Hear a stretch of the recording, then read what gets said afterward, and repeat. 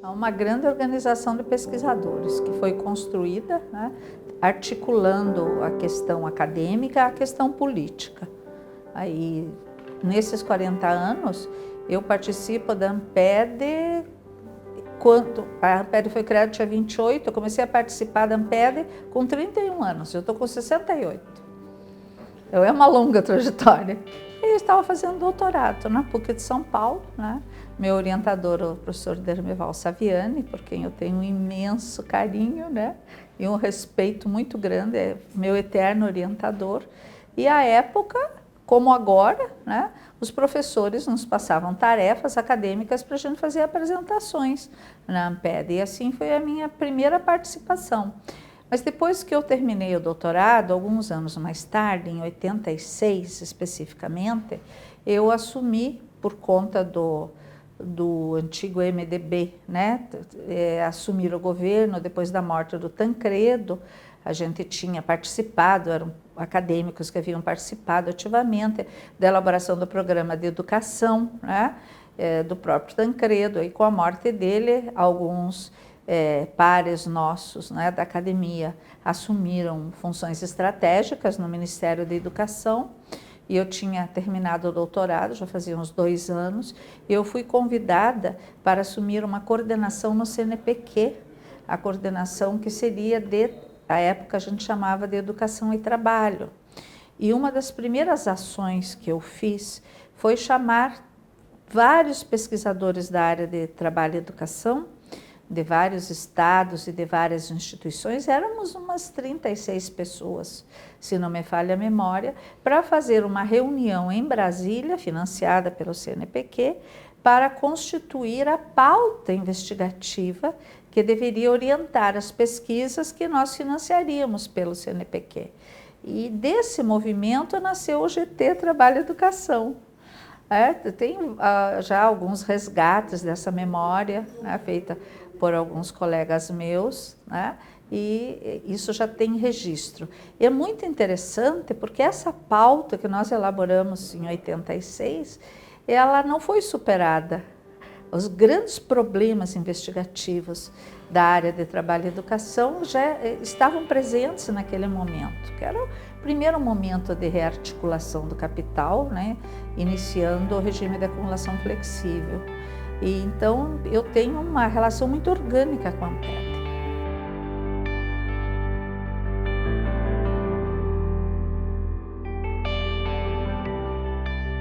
Nós trabalhamos com o estudo das macrocategorias que caracterizam as mudanças no mundo do trabalho, a partir do pressuposto que os projetos educativos, eles se configuram a partir da materialidade do mundo do trabalho.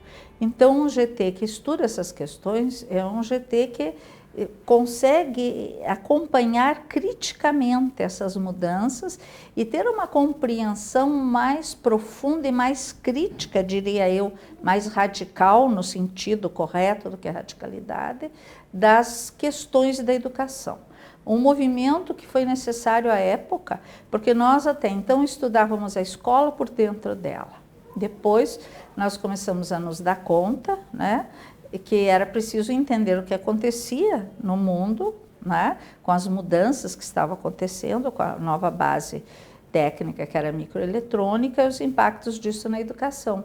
Aí nós saímos da escola e começamos a entender as mudanças no mundo do trabalho para entender os projetos pedagógicos, né? E essa é uma forte linha investigativa que nos permite compreender, por exemplo, as novas políticas educacionais, a questão da desconstrução da carreira docente, a desqualificação do professor, a partir de uma análise enraizada nas mudanças da materialidade que constitui o mundo do trabalho. Então, é uma linha investigativa extremamente importante. A situação atual é preocupante. Eu penso que a questão não se coloca em ser otimista ou pessimista.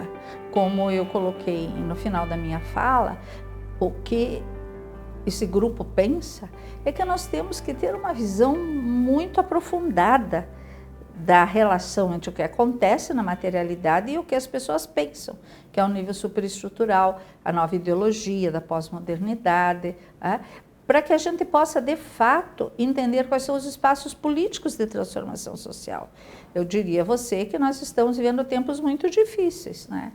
Tempos em que se articula a mudança no mundo da produção, com a mudança nos projetos pedagógicos do regime de acumulação flexível, formando subjetividades que naturalizem a precarização do trabalho, né?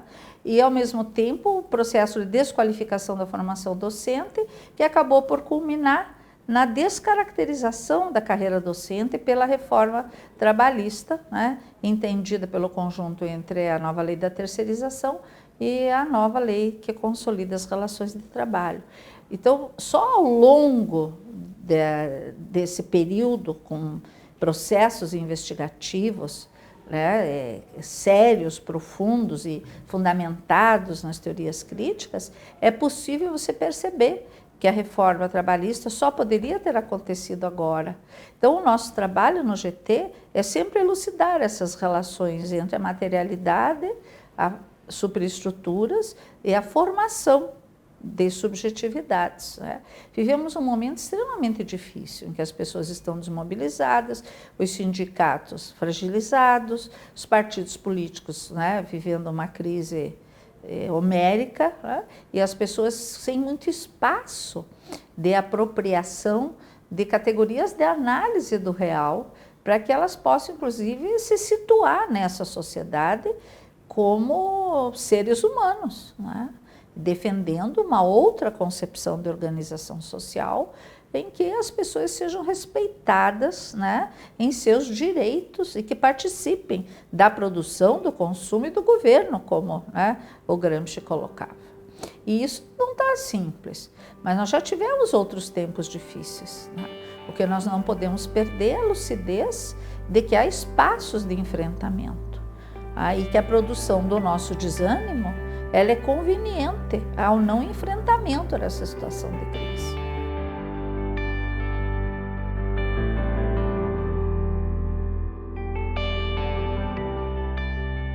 Eu até escrevi na Educação e Sociedade, no dossiê sobre o ensino médio, organizado pela professora Mônica Ribeiro, um artigo em que eu faço essa relação. Na verdade, a fragilização da formação do jovem, ela faz parte desse processo de formação de subjetividades chamadas flexíveis. Subjetividades que entendam que a instabilidade, que a precarização, que a intensificação do trabalho faz parte do mundo, que ela é natural e que busquem suas soluções individuais e abandonem as lutas coletivas. Então, a gente está vivendo todo um processo de reformas na educação que matam as utopias, né?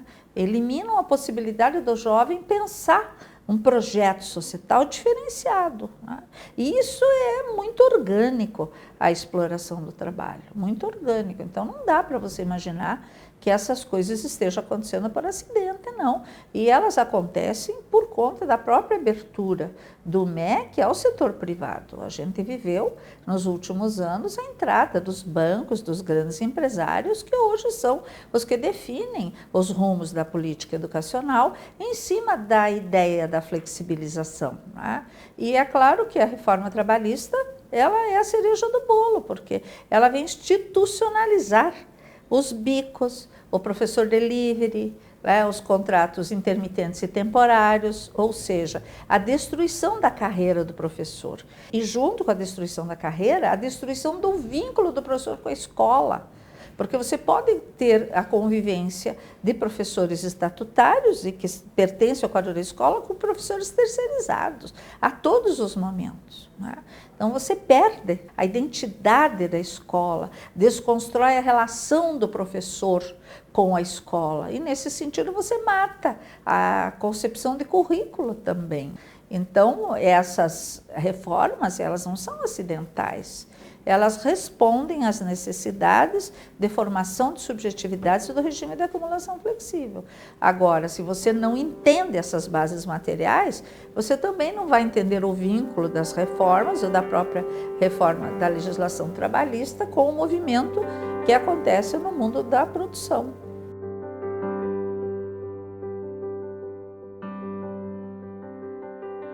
Quando a gente pesquisa a área de trabalho e educação, você acaba pesquisando necessariamente a formação e, no nosso caso, a educação para o mundo do trabalho. Então, todos nós acabamos vinculando aos estudos, digamos, mais básicos, né, da relação entre capital e trabalho, com os estudos relativos à educação profissional. E o ensino médio, né, historicamente, sempre foi dual, articulando a formação geral com a formação profissional.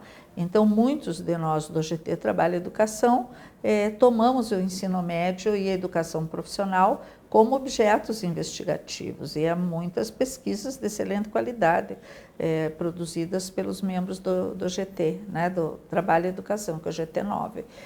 Teve um determinado momento em que houve o interesse de criar um GT específico, né? Mas aí nós discutimos e entendemos que as coisas estão interligadas, né? A formação para o mundo do trabalho, ela é a essência do GT, então não teria muito como separar. Uma das questões que você abordou na primeira fala foi essa relação da Amped com a política educacional, né? E a gente teve momentos muito importantes, como durante a Constituição Cidadã, da LBD, Plano Nacional de Educação. Como a senhora vê a importância assim, desse tipo de atuação, de uma associação de pesquisa e que essa pesquisa tenha força para influir nessas políticas? A Amped nasceu com essa vocação. Ela nunca foi uma associação de pesquisa pela pesquisa. Ela sempre foi uma associação comprometida com a produção do conhecimento, pensando um novo projeto de sociedade, em que pese haja diferenças de abordagens teóricas entre vários pesquisadores e os diferentes grupos, o que é extremamente saudável, né? Trabalhar as divergências de posicionamento é o que faz a gente ser uma instituição de peso, né? Mas, independentemente de que linha teórica se tome, sempre foi uma associação fortemente comprometida com a defesa de uma educação pública de qualidade, né? E ampliada para todos os trabalhadores como direito de cidadania.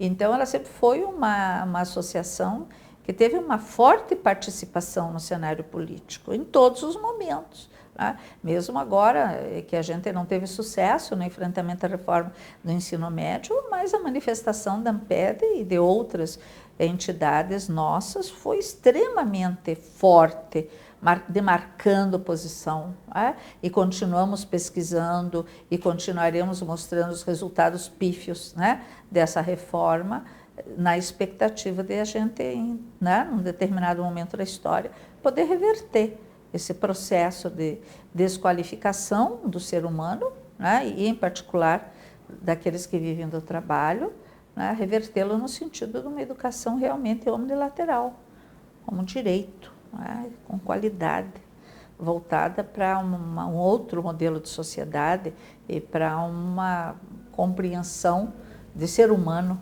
né, como ser integral e de direitos. A senhora é aposentada da Universidade Federal do Paraná desde 2006. Eu sou professora titular aposentada e estou atuando como professora na FEVALE, no programa de doutorado em Diversidade Cultural e Inclusão Social, desde final de 2013. O que motiva a senhora, depois dessa longa trajetória, ainda se dedicar à educação, ter isso como parte da sua vida semanal, diária? Como que a educação ainda está presente e te motiva? É a minha utopia. Sem essa utopia eu não tenho razão de viver, né? Então eu tenho energia, participo, gostaria de estar escrevendo mais do que eu estou escrevendo agora, né? Mas são fases da vida da gente, né, em que a gente às vezes produz um pouco mais, às vezes um pouco menos, mas eu não abandono o campo da pesquisa, eu não abandono o campo da formação humana. Atuo só no doutorado, mas toda a minha trajetória de 19 anos até 2006, eram 56 anos de idade, eu nunca deixei de atuar na graduação, mesmo quando eu fui pró-reitora, e diretora da Faculdade de Educação na Federal. Sempre atuei na graduação, me orgulho disso, né? Agora eu estou atuando só no doutorado, né? Mas eu gostaria até de ter mais tempo para produzir mais, né?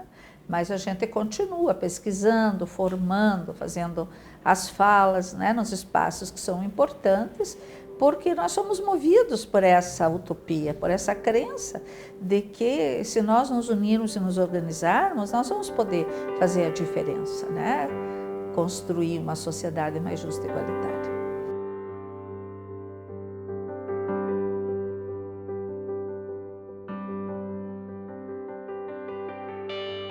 São encontros extremamente ricos, né? Porque nós trocamos experiências investigativas, as nossas angústias, os nossos problemas no desenvolver da pesquisa e da formação humana, reencontramos os amigos, né? Reconstruímos às vezes relações, né, que são muito importantes na nossa vida, e o que é muito importante, eu penso, que é essa convivência intergeracional, né? Porque aí nós, hoje eu olhava para a plateia, como nós temos um número grande de nossos alunos de doutorado e de mestrado na plateia. No começo, éramos só professores, a gente se reunia, o GT Trabalho e Educação, ele se reunia numa sala, com uma roda de cadeiras, né? E hoje a gente tem um número muito grande de estudantes conosco, compartilhando, né? Então, essa vivência entre os pesquisadores mais maduros, digamos assim, mais experientes, e os novos pesquisadores é extremamente enriquecedora, né? Isso nos alimenta no sentido das nossas crenças, que o nosso trabalho não é em vão, nós estamos formando pessoas que vão fazer, vão ser nossos cúmplices na construção desse novo projeto de sociedade. E isso é extremamente animador, né? É o que faz a gente se manter viva e com energia. Enquanto eu tiver energia, eu vou trabalhar, né? Ainda tem uma série de livros que eu pretendo levar para o caixão, que eu não consegui lê-los todos aí na vida, para ver se eu leio lá em cima com um pouco mais de calma. Mas eu não pretendo abandonar, enquanto eu tiver energia, essa seara, de jeito nenhum. Ela que me alimenta e me faz ser uma pessoa saudável e feliz. Embora com sofrimento, né? Porque a coisa não está fácil da gente aguentar. Mas a gente sabe que tem espaços e que tem cúmplices, isso que é importante, né?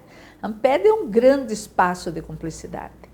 E esse desdobramento foi absolutamente necessário, porque a Amped Nacional ficou grande demais. Você veja, aqui na Amped Sul a gente tem reunido 1.200 a 1.300 inscritos. É muita gente. Agora, você imagina, em todas as regiões, a Amped Nacional ter 6.000 pessoas, 7.000 pessoas, aí fica inviável a discussão mais aprofundada. Então, foi muito saudável. Só para finalizar, eu me sinto extremamente responsável, né, por essa entidade, porque eu participei dos momentos da sua consolidação e participei do momento do nascimento do GT, Trabalho e Educação. Isso é mais do que uma honra, isso é um compromisso, né? Então eu me sinto profundamente comprometida com a nossa associação e espero que ela continue sendo esse espaço de debate, né, de radicalidade na análise crítica da sociedade e principalmente na construção de relações que nos permitam fazer enfrentamentos.